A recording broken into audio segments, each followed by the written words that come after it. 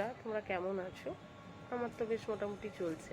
তো আজ সেরকম কোনো কাজ ছিল না, তাই সন্ধ্যের দিকে আমরা সবাই অফিসের সামনে একটা পুকুর আছে, সেই পুকুরের ধারে বসে আনন্দ করছিলাম আর লক্ষ্মীর নাচ দেখছিলাম।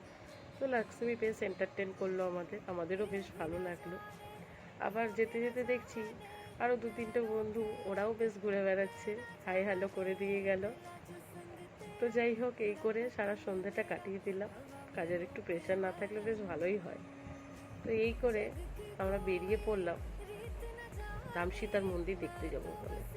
তো হাইওয়ে দিয়ে যখন যাচ্ছি ফ্লাইওভারের উপর দিয়ে, তো আমাদের সিটি সেন্টার থেকে দেখতে এত সুন্দর লাগছিল, তাই জন্য একটুখানি ভিডিও করে নিলাম। তো যাই হোক, চলো আমরা পৌঁছে গেলাম বিধাননগরে রাম সীতার মন্দিরে।